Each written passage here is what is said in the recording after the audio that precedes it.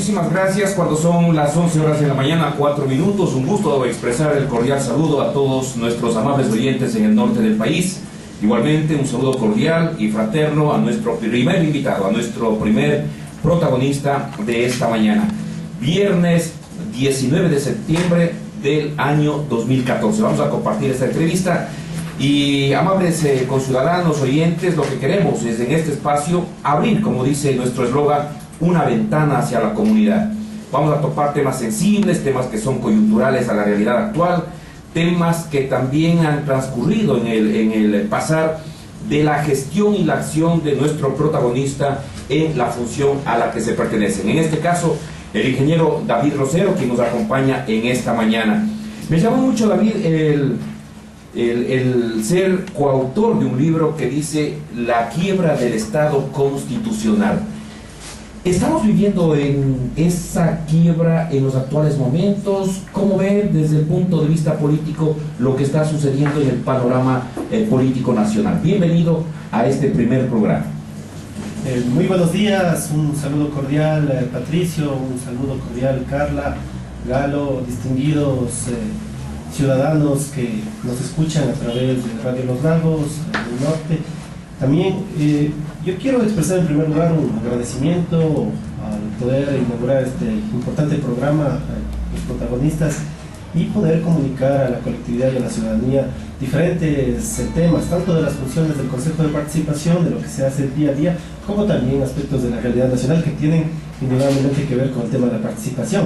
Específicamente, y coincide justamente su importante pregunta, Patricio, porque el día de ayer acudimos a la Corte Constitucional en función de no solo de la autoría o coautoría de un libro que escribimos con diferentes personajes sociales a nivel nacional, de una preocupación fundamental que existe en el país actualmente. En el 2008, varios sectores sociales, ciudadanos, actores ideológicos, sectores populares, impulsamos la Constitución de Montecristi. El 80% de ecuatorianos instituyó una asamblea constituyente y luego por consulta popular se aprobó la Carta Magna. Y esa Carta Magna, que se decía que iba a durar 300 años, que no iba a ser cambiada, lamentablemente hoy se la quiere acomodar a gusto o al paladar de quien coyunturalmente está en el poder. Es por eso que ¿me puede dar nombre y apellido? Sí, básicamente es quien todos los sábados en Sabatina señala acciones o cuestiones del gobierno, y específicamente que prometió el presidente de la República defender una constitución que iba a durar 300 años y en el caso de la reelección indefinida era una acción incluso que no estaba en sus planes. Pero de pronto, hoy esa constitución se quiere cambiar, ¿no? Pero de pronto la percepción de la ciudadanía es que no solamente interviene los sábados en las sabatinas, me refiero al presidente de la República, sino que de alguna forma también está encaminando los pasos del Consejo de Participación Ciudadana, por lo menos de lo que significa la mayoría de sus integrantes. Sí, bueno, el Consejo estaba instituido en la Constitución, es otra función diferente a la función ejecutiva o a las otras funciones 5 que existen en el país, pero precisamente cuando escribimos este libro señalamos la alta preocupación que existe que quienes estén coyunturalmente en el poder, sea este gobierno o cualquier otro en la historia del país, quiera cambiar las reglas del juego para beneficio personal. Entonces, ahí existe sí una sustitución a la Constitución cuando se desea meter mano sin consultar al pueblo, sin participación ciudadana en función de no solo el tema de la reelección indefinida, que de acuerdo al presidente Mujica es monárquica, o el presidente Lula da Silva instituye un proceso de perennización del poder, o lo que decía el propio Simón Bolívar, ¿no? Que el tema de una reelección indefinida en el poder que existió en la Carta Negra de García Moreno puede posibilitar un gobierno tiránico, sino básicamente que se quiere cambiar varias situaciones. El día de ayer acudimos a la Corte Constitucional a plantear nuestras preocupaciones. Se quiere cambiar el artículo 104 de la Constitución, que tiene que ver con la consulta popular, las funciones de la Contraloría General del Estado, inmiscuir a Fuerzas Armadas en seguridad, cuando lo que yo creo que debería hacerse es incrementar policías en el tema de la seguridad, eliminar o disminuir la acción de protección. Señalan los asambleístas del gobierno ayer que hay un abuso de acción de protección, cuando estadísticamente de cada 100 acciones de protección que se presentan, 80 las gana el gobierno o el Estado y 20 las gana el pueblo, y una serie de cambios más, el derecho a la comunicación como un servicio público, entre otros aspectos. Entonces hay una preocupación general por estos cambios, por una razón fundamental, Patricio, que debería hacérselo de acuerdo a estricto derecho, consultando al pueblo. Todas las cosas en derecho se deshacen tal como se hace. Si se consultó al pueblo para hacer la Constitución, el mismo mecanismo debería ser si se quiere reformar o meter la mano en ella. Correcto, David, y precisamente eso es lo que tratamos en esta programación, para que la ciudadanía vaya captando también qué es lo que se está haciendo desde las diferentes funciones del Estado. Un gusto compartir en esta oportunidad este diálogo con mi compañera, la subdirectora de contenidos de Diario El Norte y obviamente del Grupo Corporativo del Norte también. Me refiero a la licenciada Carla Agua Cervera, una periodista que a lo largo de su trayectoria pues ha dado muestras muy confiables de su accionar ético y periodístico. Carla, buenos días por estar acá en Protagonistas. Buenos días, muchas gracias, David.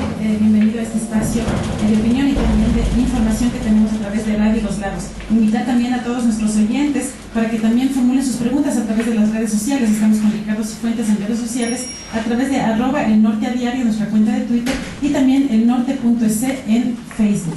Sí, David, una consulta. Usted había mencionado anteriormente que se archivan las denuncias que llegan al Consejo de Participación Ciudadana y Control Social. ¿Cuál es la razón de esto y de qué sectores es donde más llegan denuncias y preocupaciones ciudadanas especialmente? Sí, muchas gracias por la pregunta. El Consejo de Participación tiene tres atribuciones fundamentales. Una es la designación de autoridades, la segunda es la promoción de los derechos de participación y la tercera es la investigación de posibles denuncias de corrupción o afectación a derechos de participación.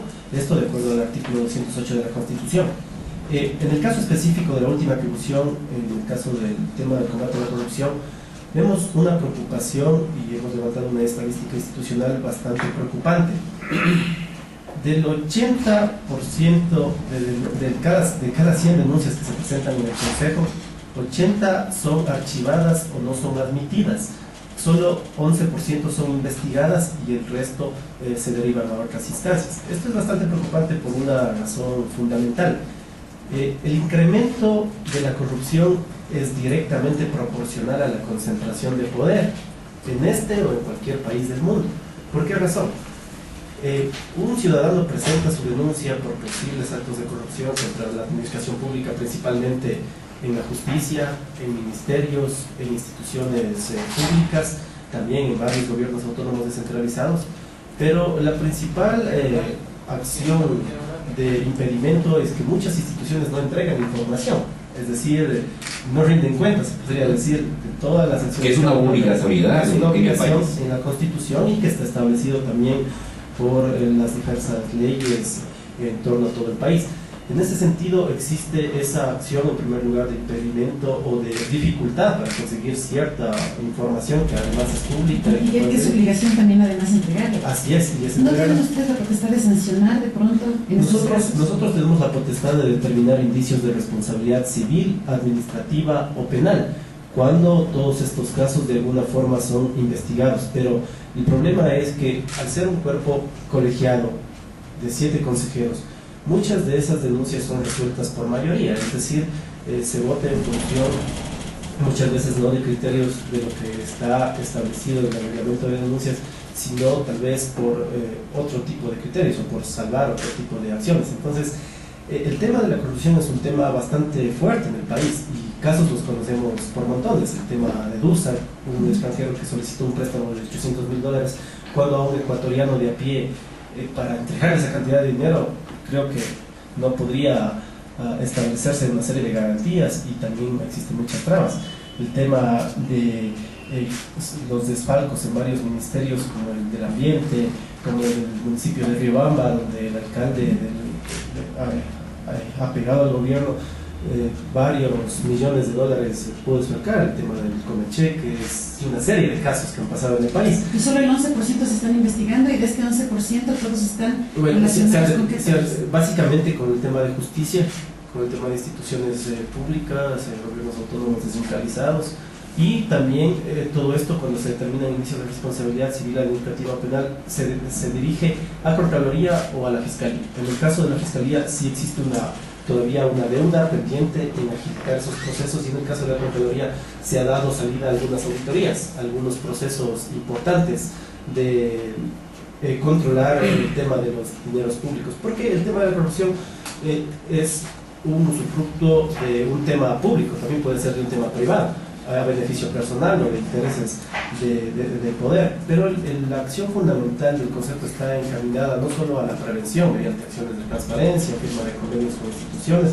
sino precisamente a que la acción de varias instituciones pueda ser transparentada. ¿Y cómo se transparenta? Mediante un proceso de rendición de cuentas de doble vía, que no significa o no implica una sabatina, es decir, donde una persona solo habla pero no escucha. La rendición de cuentas implica un proceso de hablar y también de escuchar a los ciudadanos sus observaciones, sus propuestas, sus críticas, sus planteamientos, para, por ejemplo, si un alcalde dice hice un parque y un ciudadano dice un ratito, ese parque o no se hizo o no hay materiales adecuados. Ahora que toca el tema de la rendición de cuentas, que es una obligación también, pero sin embargo vemos que no están cumpliendo todas las instituciones públicas. Es el caso de 855, según la página web del organismo de control, no han rendido cuentas, 26 son de Imbabura y 18 de Carchi. 21 medios de comunicación tampoco lo han hecho. ¿Cuál es el accionar en este caso del organismo de control frente a los incumplimientos por parte de las instituciones en el tema de rendición de cuentas? Empecemos por las buenas noticias. Un ejemplo importante de rendición de cuentas lo hizo este medio de comunicación, el Norte y sus medios de comunicación, dando el ejemplo. Pero también hay de la otra parte, ¿no? Muchas instituciones que no han cumplido con su labor constitucional y también eso genera una falta de transparencia en la institucionalidad. En efecto, por ejemplo, la Dirección Zonal de Educación de Imbabura no rendió cuentas, también el patronato municipal en la anterior administración no rendió cuentas, una serie de instituciones como por ejemplo la empresa de ferrocarriles, la empresa Yacha y no rindieron cuentas. Entonces, toda la información es pública, está subida a la página del Consejo www.cpccs.gov.es y lo importante es que nosotros preponderamos que a este año, al 2013, que son estos datos, se incrementó la rendición de cuentas de una forma importante, exponencial, porque a inicios era una situación bastante compleja. Entonces, ¿qué es lo que hace el Consejo? En el caso de las instituciones públicas, traslada a Contraloría los incumplimientos para que inicien procesos de auditoría. Es decir, con la Contraloría tenemos un trabajo bastante concreto, coordinado, porque somos instituciones partes de una misma función, la función de transparencia y control social, de la cual son parte también la Defensoría del Pueblo y la Superintendencia. ¿Ustedes nombraron a través del Consejo de Participación al Contralor? Nosotros nombramos al Fiscal General del Estado, al CNE, al Tribunal Contencioso Electoral, al Contralor General del Estado, al Defensor Público, a los miembros del Consejo actual de la Judicatura, es decir, a un sinnúmero de autoridades. Estamos por elegir a los defensores de audiencia, estamos en un proceso de renovación parcial del Consejo. Es lo que ya vamos a topar esos dos temas. Estamos en algunos procesos. Pero me refería a lo del Contralor porque es un Contralor que viene ya haciendo escuela, digamos, en esa función pública. Me refiero a Carlos Poli. ¿Qué garantía tiene el país de saber que alguien que ya estuvo en un gobierno que es totalmente contrario al actual puede estar transparentando la información? Muy buena pregunta, Patricio, porque siendo así, nos preguntaríamos muchas personas que están actualmente en el gobierno y pasaron por una serie de anteriores gobiernos, ¿no?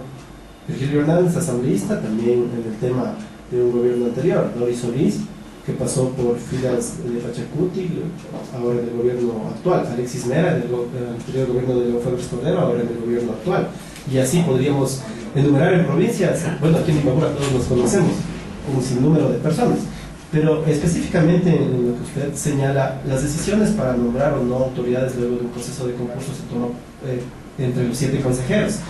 Específicamente en el caso del fiscal o del CNE o de otras instituciones, conjuntamente con Andrea Rivera, nosotros no votamos por muchas de esas autoridades por falta de transparencia en los procesos de los concursos, porque resulta que muchas veces ganaban, o el mérito para ganar era alguien que había trabajado en el gobierno o que tenía una afinidad con el gobierno. O sea, no era el mérito tener títulos, aprobar las pruebas, tener capacidad de transparencia, sino más bien un mérito, si eso se le puede llamar mérito, era más bien una afinidad ideológica coyuntural, en este caso, o por oportunismo en otros casos, no para llegar a estas instancias. Un caso de eso, por ejemplo, el superintendente de comunicación, que ni siquiera pasó por un concurso de méritos, sino que básicamente una mayoría de consejeros.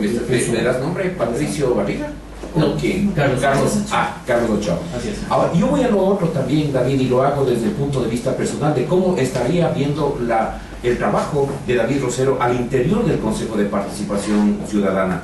Dicen que una gaviota no puede hacer verano. Una golondrina. O una golondrina, o sea lo que sea, pero yo hablo de David Rosero. ¿Usted hace verano al interior del Consejo de Participación? Pues que está siendo absorbido por una mayoría que está muy identificada, por poner un término, con el gobierno nacional. Bueno, dos estrategias. Yo creo que Imbabura, Jibarra, la provincia del Carchi nos conoce cómo ha sido nuestra hoja de vida y sobre todo nuestro accionar en favor de los sectores populares y sociales, independientemente de quién esté en el gobierno. La acción, lo más fácil para David Rosero, digo, en estos 4 años hubiera sido para echar la cabeza, cruzarse de brazos y obedecer órdenes desde Carondelet o desde cualquier otra función del Estado o cualquier autoridad estatal. Pero más bien hemos tomado el camino difícil o empedrado de generar un proceso al interior del Consejo de señalar que debe respetarse la Constitución. Si la Constitución dice que las autoridades deben llegar por meritocracia, incluso el propio presidente dice que a los cargos se llega por meritocracia, no puede ser pues que muchas autoridades ingresen por la ventana o por afinidad con el poder coyuntural. Pero también hemos hecho un trabajo al interior de las organizaciones sociales, de los sectores populares, en varios sentidos. En primer lugar, fortaleciendo e incentivando los mecanismos de participación, las veedurías, los observatorios, el fortalecimiento organizacional, la capacitación en temas de liderazgo, de participación, de acciones que puedan fortalecer la forma más alta de participación desde mi punto de vista, que es la organización y la movilización popular. Pero no es decepcionante ese papel, tomando en cuenta de que yo no puedo hacer absolutamente nada, por lo menos mis esfuerzos quedan en nada, entre comillas. Sí, bueno, más bien lo contrario, Patricio. En el caso de las autoridades, obviamente cada uno de los consejeros tenemos un voto y la historia nos juzgará si que elegimos o no elegimos bien a las autoridades. En nuestro caso no hemos avalado a muchas autoridades, el fiscal, el actual CNE, y el tiempo nos da la razón. En el caso del CNE, por ejemplo, hay una preocupación nacional por más bien una falta de independencia del Poder Ejecutivo. No estuvimos de acuerdo en la designación del anterior Consejo de la Judicatura, de Transición y del actual. El tiempo nos da la razón. El informe de Luis Pázar, el informe de Baltasar Garzón señalan falta de independencia de la justicia con respecto al Ejecutivo, criminalización de la protesta social. Pero de ahí yo creo que ha sido una acción también satisfactoria cuando vamos a las organizaciones sociales, a los sectores populares y les hablamos de que el pueblo tiene derecho a participar, el pueblo tiene derecho a la resistencia, el pueblo tiene derecho a la fiscalización de acuerdo a los artículos 95, 98, 204 de la Constitución, y hay una movilización de la conciencia. Yo creo que el 17 de septiembre y lo que ha venido pasando en el país a raíz de eso, el 23 de febrero, es una muestra de nuestro grano de arena en que la Constitución se respete y que esté por encima del presidente o de los asambleístas o de David Rosero, incluso como debe de ser el Luis. Antes de darle la palabra a mi compañera Carla, ¿no se corre el riesgo de perder credibilidad de una institución que nació al amparo de una aspiración ciudadana? Bueno, puede correrse el peligro de que la instancia se vuelva un elefante blanco. ¿En qué sentido? Si creemos que la participación implica únicamente obedecer a quien está coyunturalmente en el poder, entonces efectivamente puede correrse ese riesgo. Pero si entendemos que la participación es un derecho para todos y todas las ecuatorianas y ecuatorianos, y que independientemente de la forma de pensar, el respeto a las diferencias se interpone sobre cualquier asunto de índole personal o de poder coyuntural, entonces la participación implica un proceso ya de otra dimensión. De hecho, cuando se instauró esta instancia de participación, se lo hizo como un afán de generar un proceso diferente, de entregarle poder real a la ciudadanía, de entregarle poder de toma de decisiones. Pero lo que estamos viendo ya en la aplicación directa de las políticas del gobierno es todo lo contrario. Es decir, cambia la Constitución solo con unos pocos asambleístas que, aunque sean mayoría, no representan el anhelo de la Constitución de una democracia participativa, es decir, consultar al pueblo. El tema del decreto ejecutivo 16, que se hizo de espaldas al pueblo y afecta el derecho a la organización. El tema del anuncio de impuestos, el tema del incremento de pasajes, el tema de quitar el subsidio al gas. ¿Con quién se consultó? Se consultó con el pueblo, eso es lo que dice el artículo 95, el tema de la participación. Entonces, si no participamos, si no escuchamos a los actores sociales, a los trabajadores movilizados, a los sectores sociales, entonces se corre el riesgo de envanecerse de poder y alejarse de las aspiraciones sociales y populares.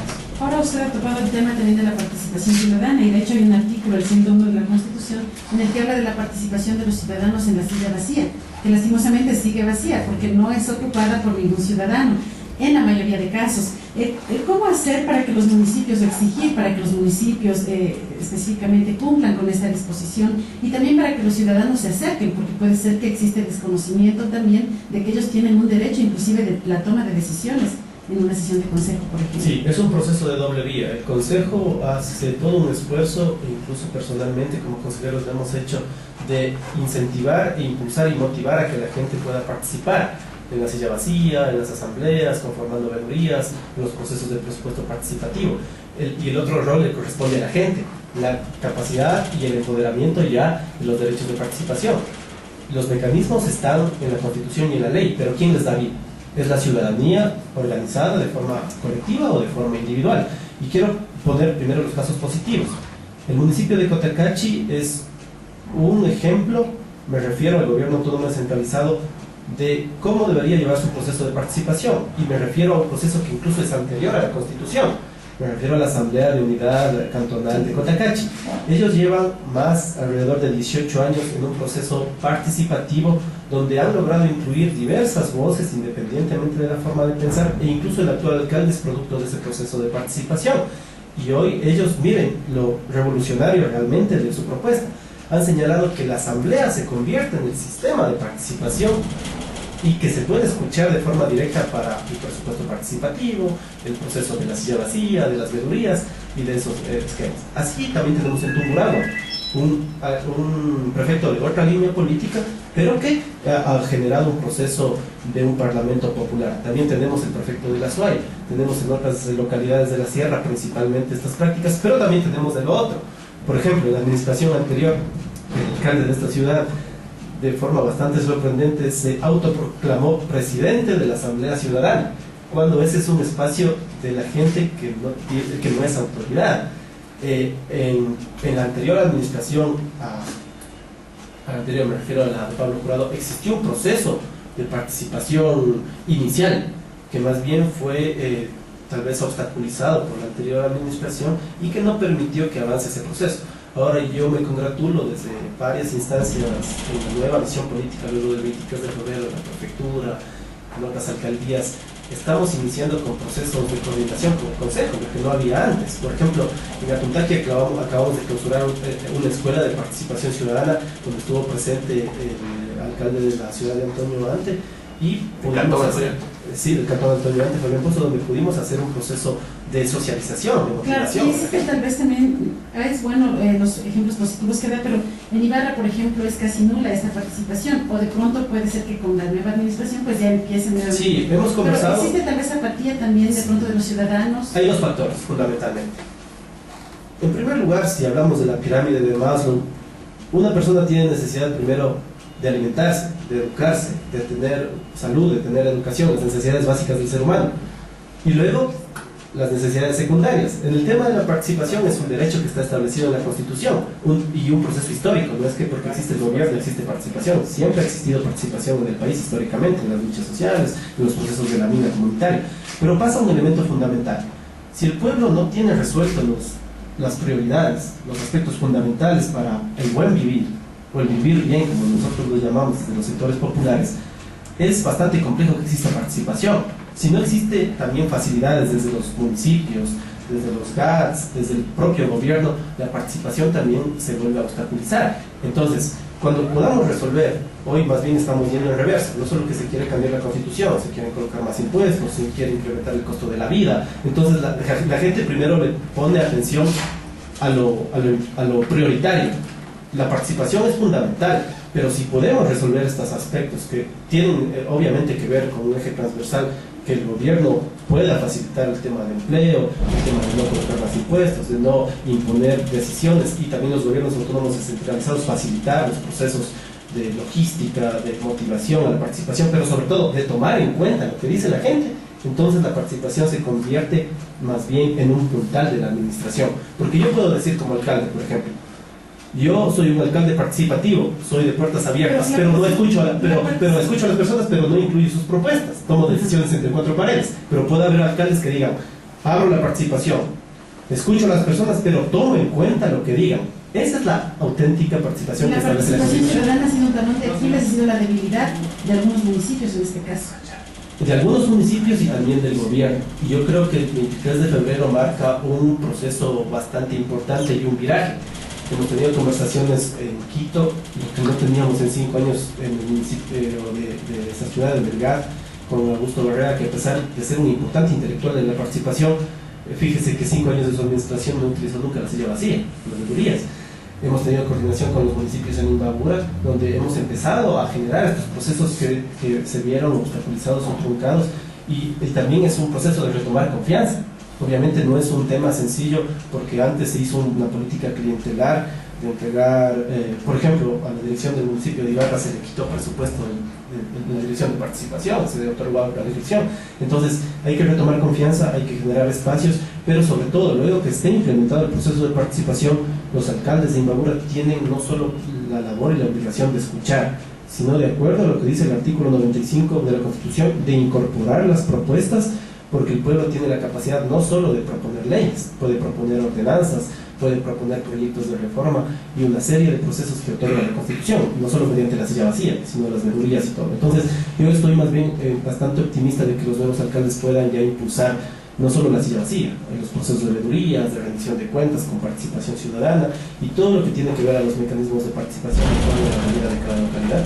Correcto, David. Antes vamos a hacer ya una pausa en este interesante diálogo, inclusive de temas nuevos, innovadores y que están registrados en la Constitución Política de la República, pero que en el manejo cotidiano de los ciudadanos prácticamente es desconocido. Queremos agradecer también a nuestros ciudadanos que se están comunicando al 951-310 y a través de nuestras redes sociales. Y antes de irnos precisamente a ese corte, David, llega una consulta que le hacen a través de la línea de las redes sociales, a través de Facebook.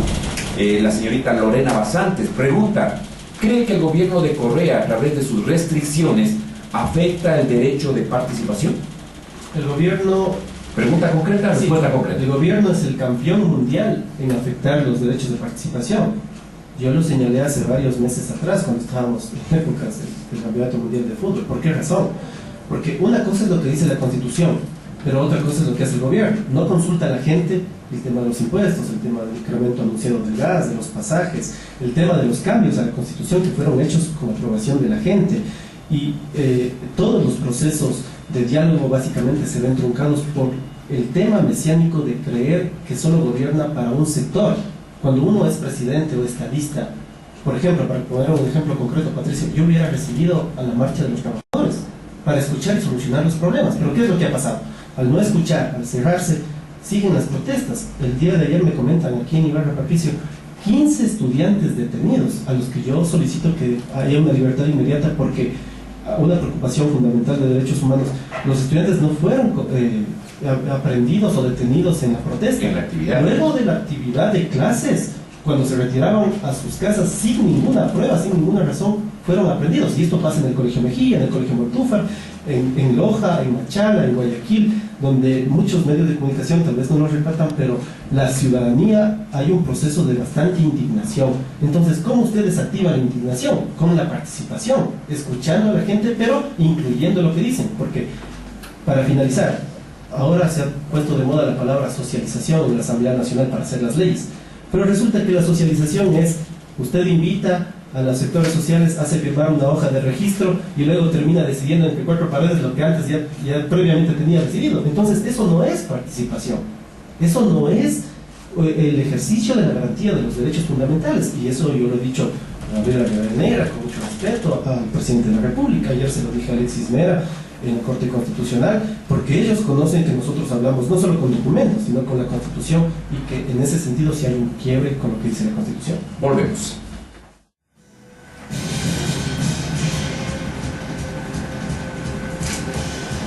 Bien, muchísimas gracias. Continuamos con este interesante diálogo con el ingeniero David Rosero. Él es consejero del Consejo de Participación Ciudadana y Control Social, que gentilmente aceptó esta entrevista como parte inicial de un proyecto periodístico del Grupo Corporativo del Norte. David, una de las discusiones que en los últimos días se está generando a nivel nacional, y no reciente, sino desde hace algún tiempo atrás, es el tema de que estamos abocados posiblemente a que haya reformas constitucionales. Muchos dicen que son solamente enmiendas que deben ser tratadas al interior de la Asamblea, como por ejemplo la elección indefinida de todo tipo de autoridades, háblese del presidente de la República y háblese también del presidente de la Junta Parroquial. En esas circunstancias quisiera saber su criterio desde el punto de participación ciudadana, porque también la Constitución a ustedes un poco como que les direcciona el camino para saber qué es lo que hace desde el punto de vista del control también. ¿Qué es lo que conviene en esta circunstancia? Y la segunda pregunta le plantearía inmediatamente para ver qué es lo que sucede con respecto al tema de que si van a una consulta popular, habría también la consulta a ver si es que se continúa, se sigue o desaparece la dolarización, lo cual para mi entender sería poner en un filo de navaja la institucionalidad del país. Sí, Patricio, Carla, en efecto, el tema de la discusión de esta semana respecto a los cambios que el gobierno pretende hacer a la Constitución, es necesario analizar con bastante preocupación y con bastante detenimiento. Es necesario descartar la posibilidad que la Constitución pueda ser políticamente adaptada de acuerdo al paladar o al antojo de quienes tienen que darle variantes de poder. Voy a tomar nuevamente las palabras del presidente Mujica. Él señalaba que la reelección indefinida es monárquica. Igualmente se pronunció Lula da Silva, Simón Bolívar hace muchas décadas atrás, de otros líderes. Por un asunto fundamental, Patricio, porque se lo quiere hacer de espaldas al pueblo ecuatoriano. Y eso genera una afectación a los derechos de participación. Si hablamos en sentido jurídico y legal, las cosas tienen que deshacerse tal como se hace. Si la Constitución del 2008 fue aprobada por el 80% de ecuatorianos, debe generarse ese mismo procedimiento para un posible cambio.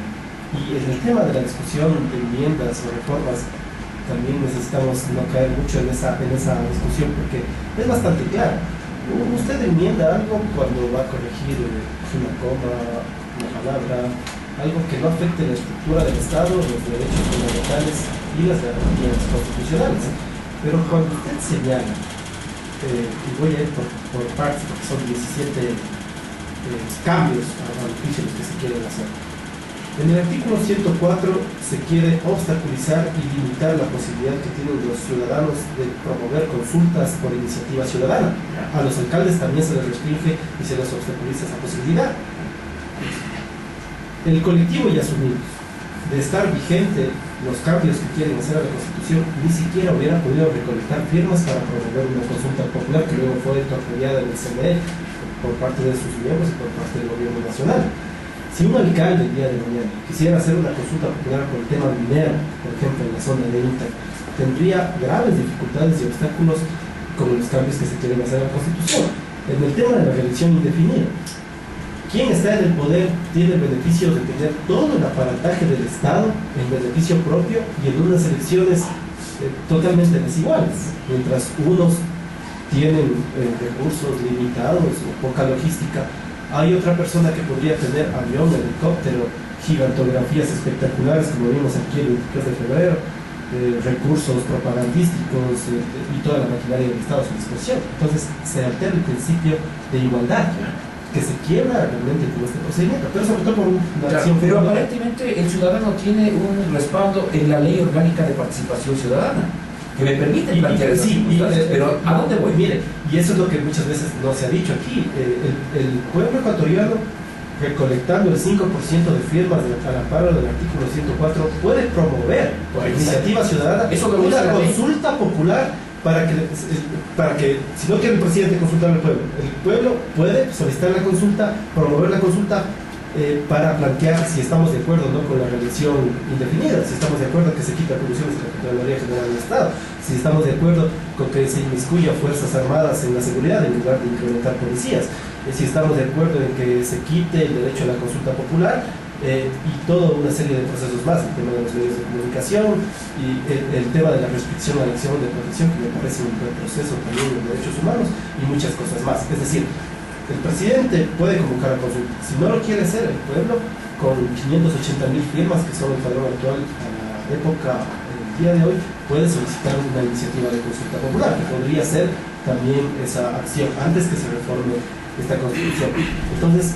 estos mecanismos, estas acciones sí me parecen igualmente fundamentales. Y también yo veo un temor por parte del gobierno y por parte de la mayoría de asambleístas de no querer que se promueva una consulta popular, tanto por iniciativa del legislativo, por parte de la iniciativa del ejecutivo o por parte de otros sectores, porque me parece que luego del 23 de febrero, lo que acaba de pasar el 17, lo que sigue pasando en las calles y plazas del país, hay un termómetro de bastante indignación, de bastante preocupación. ¿Usted percibe eso? Yo percibo que el gobierno puede controlar todos los poderes, pero ha perdido un poder fundamental, el de las calles y plazas del país.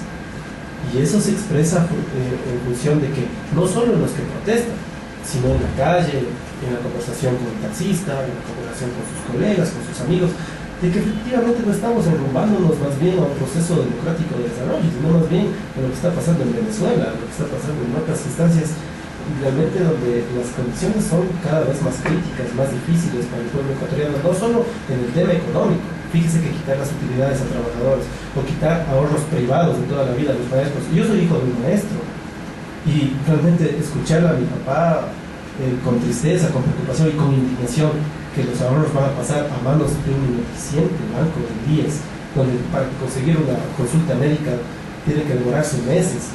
Entonces sí existe pues una preocupación de parte del magisterio, de parte de sectores sociales, de comerciantes, de estudiantes, de periodistas, de trabajadores, por el rumbo que está tomando el gobierno. Me parece que el correato llegó a un tope y luego lo que viene de ahí es un retroceso, una regresión.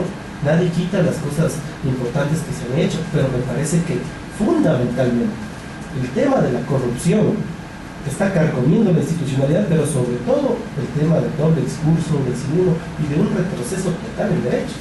Claro, ustedes ya están 4 años, en 2010 fueron posesionados en sus cargos, y en esos 4 años han sido tal vez de obediencia al Ejecutivo o de aceptar imposiciones. ¿Qué cambios se han visto en esos 4 años de sanciones, por ejemplo, por temas de corrupción? Muy pocas realmente, porque como les señalo, las decisiones se toman por mayoría del Consejo, somos 7 consejeros.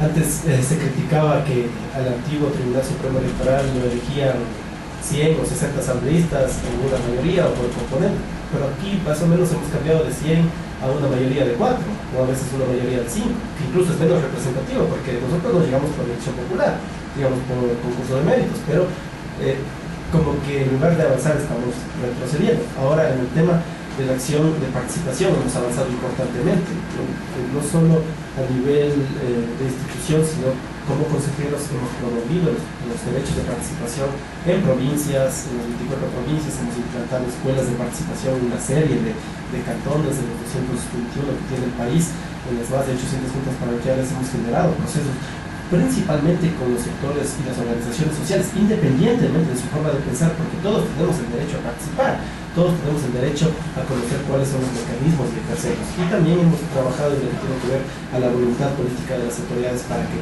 puedan facilitar la participación, porque si un alcalde o una autoridad entiende que la participación no es un obstáculo para su administración, sino un puntal para mejorar la administración en transparencia, en democracia, prácticamente estaríamos hablando de una democracia ya participativa y de otro estado de cosas en el Ecuador.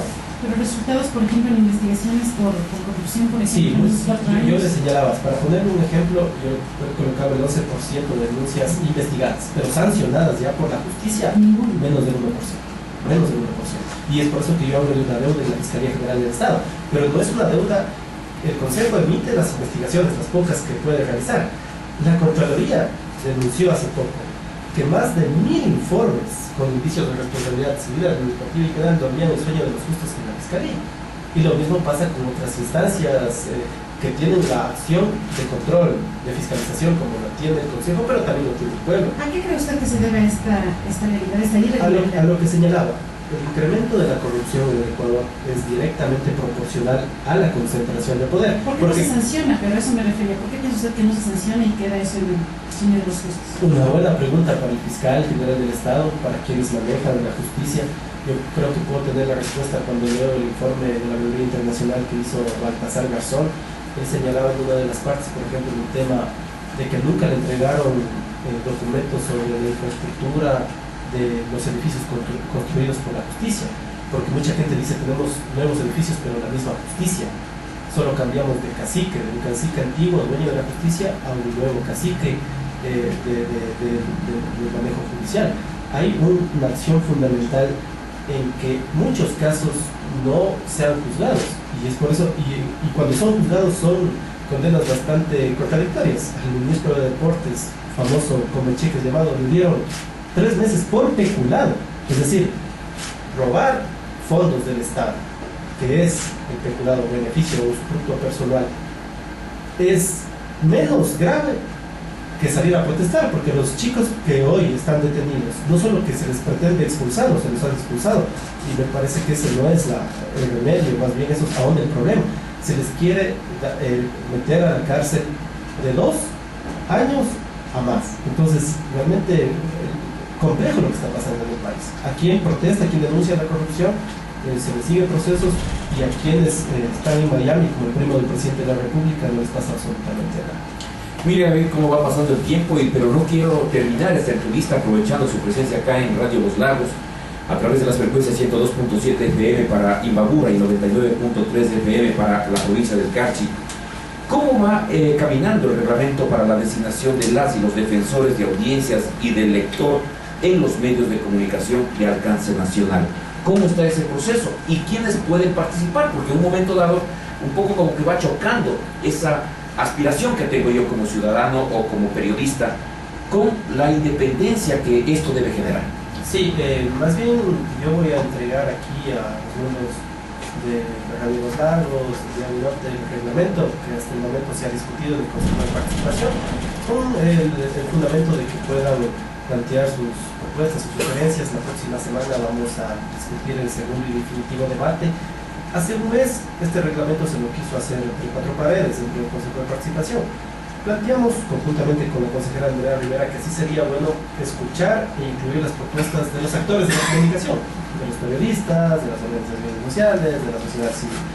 Se hizo un proceso de socialización.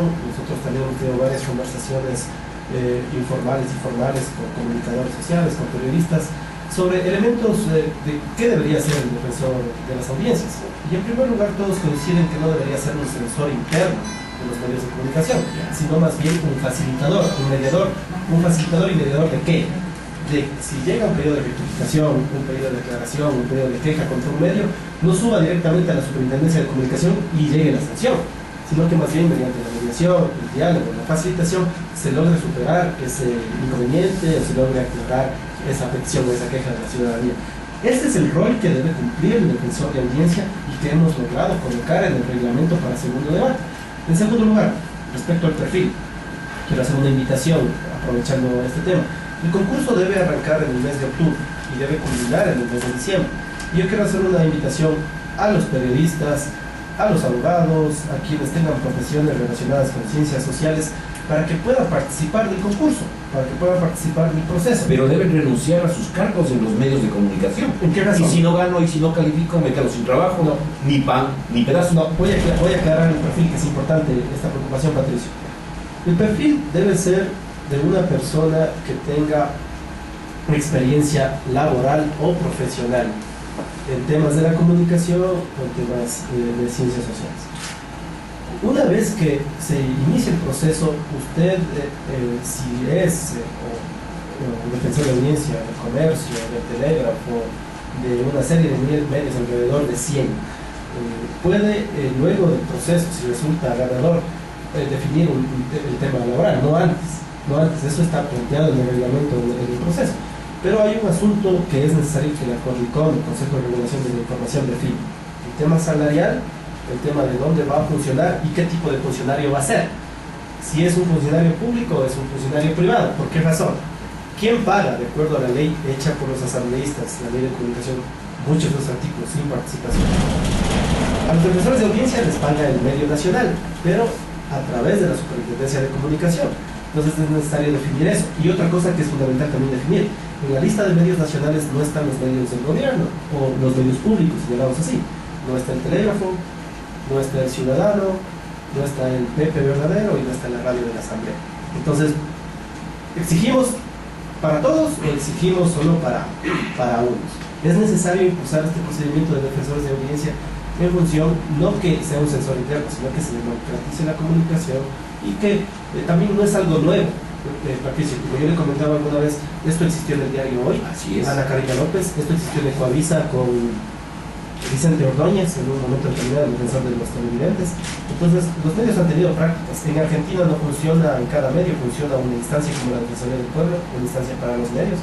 Entonces, es necesario impulsar eso, no como una visión punitiva o de generar una enemistad con los medios por parte de quienes están en el gobierno, sino más bien por facilitar los procesos de comunicación. ¿Falta independencia por parte del control de participación ciudadana en cuanto al Ejecutivo? Bueno, el tema de las decisiones de los procesos de autoridades, el tema de la corrupción, sí ha podido evidenciar que una mayoría de quienes toman decisiones dentro del Consejo de Participación más bien están apegados al poder coyuntural, no a reglamentos, a la Constitución, a lo que genera esta acción. Por eso yo señalaba que la participación es amplia, democrática, independientemente de la forma de pensar. Usted exige ser escuchado y solicita que sus propuestas sean Porque tomadas. prácticamente el único que ha criticado, que ha salido en medios también criticando ciertos aspectos ha sido usted. No se ha visto, obviamente porque los otros, excepto la otra persona que lo acompaña a usted también, la mayoría son afín al gobierno o han ocupado cargos en el Ejecutivo. Sí, y hemos también propuesto un sinnúmero de aspectos. Por ejemplo, que en el proceso de calificación de carpetas de las autoridades estén presentes los medios, estén presentes las veedurías. Hemos propuesto también de que no existan presiones de ningún tipo de las funciones del Estado. En los temas de participación hemos propuesto la necesidad de que se impulse de mejor forma esas acciones. En el tema de la corrupción hemos propuesto de que se incremente el número de investigadores en el Consejo, que se desconcentre en la acción de combate a la corrupción.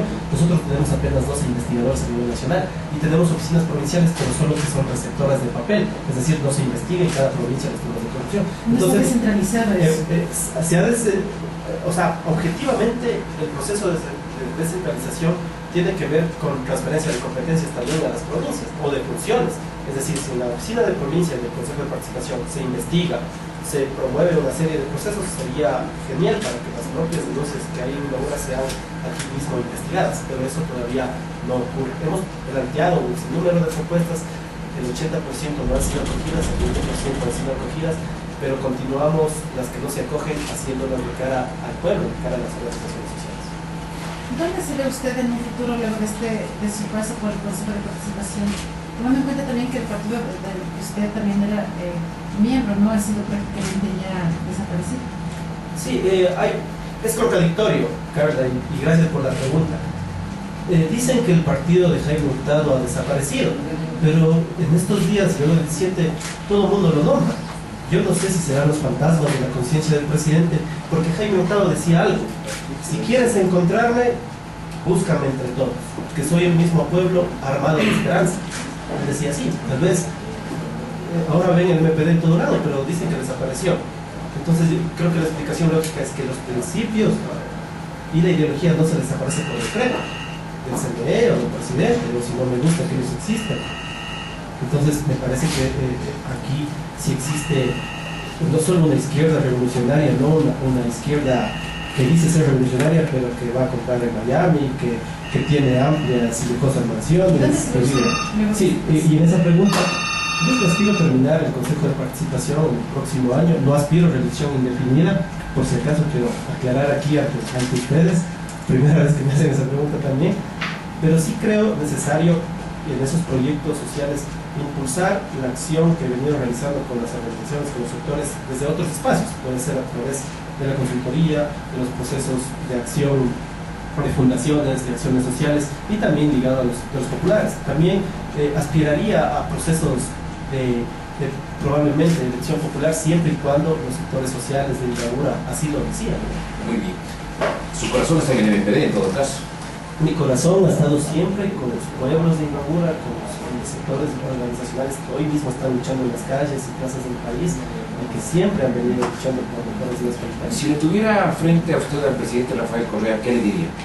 Que escuche a la gente, que dialogue, que sea un estadista, que la participación no implica imposición, autoritarismo, que lo que yo hubiera hecho con la marcha del 17 no es una contramarcha y dar sándwiches y obligar a la gente a ir a un festival musical, sino escuchar, dialogar, abrir las puertas para solucionar los problemas de la gente, los problemas del magisterio, que se les quiere quitar sus ahorros para traspasarlos a alcaldías de una forma ilegal, las autoridades a las telefónicas, que consulte a los estudiantes qué opinan del tema del incremento de pasajes, qué opina del tema de los impuestos a la ciudadanía, que se le pregunte, el tema del gas, es decir, abrir la participación. Yo creo que la clave que le falta al presidente, no sé si esté mal asesorado, es precisamente leer lo que dice la Constitución en función de lo que la Constitución otorga como derechos al pueblo. Correcto. Eso al presidente. Y a la mayoría del Consejo de Participación, que a la final no le da mucha chance a usted. Sí, bueno, a pesar que con mis compañeros hemos propuesto, hemos planteado, no es un asunto personal, más bien la contradicción se genera en lo que ellos creen que debe ser la participación y que la gran mayoría de ecuatorianos creemos lo que debe ser la participación, es decir, amplia, democrática. Les diría que puedan establecer y reflexionar sobre dónde estamos llevando al país con este tipo de decisiones autoritarias, impositivas y verticales, a un auténtico Estado democrático participativo o más bien hacia una dictadura o hacia una tiranía. Entonces, esa es una pregunta bastante difícil de responder por las acciones que han venido haciendo el Consejo. Bien, así habla, así piensa y así siente el ingeniero David Rosero, quien es miembro del Consejo de Participación Ciudadana y Control Social, quien ha tenido la gentileza de estar con nosotros aquí en este programa especial de Radio Los Lagos, y que obviamente les invitamos a que el día de mañana, en un amplio despliegue, puedan ustedes conocer más ampliamente también lo que va a graficar nuestra compañera Carla Aguas, a quien igualmente le expreso el agradecimiento, a Ricardo Cifuentes también, quien nos ha acompañado en el tema de las redes sociales, a nuestros compañeros que han estado igualmente en lo que significa la captación de las imágenes en el canal del Norte Televisión, a José Méndez, Galo Mantilla en la coordinación general, igualmente al operador y de controles Armando Andrango, y muchas gracias por atendernos a sus servidores, en este caso a Patricio Pérez y Carla Aguas Herrera, periodistas del Diario El Norte. Galo, tú tienes la palabra para despedir este programa e invitar al próximo programa, igualmente que tendremos un nuevo protagonista el próximo viernes 26 de septiembre. Gracias, Patricio, y gracias a David Rosero nuevamente por su participación en esta mañana, y realmente pues nos sentimos orgullosos, contentos de haber llevado adelante Protagonistas. Ratificamos el agradecimiento a todo el personal que ha estado en esta mañana y ya casi tarde en estos 60 minutos de Protagonistas. Les invitamos, amigas y amigos, a que cada viernes a las 11 de la mañana estén en sintonía de Radio Los Lagos, en 102.7 en la provincia de Imbabura y 99.3 en la provincia del Carchi. El próximo viernes 26 de septiembre estaremos con el economista Richard Calderón, asambleísta de Imbabura, porque queremos también escuchar una voz nuestra, una voz de acá, una voz de la asamblea. Amigas y amigos, muchas gracias por su sintonía. Hasta siempre. El próximo viernes, Protagonistas nuevamente con ustedes.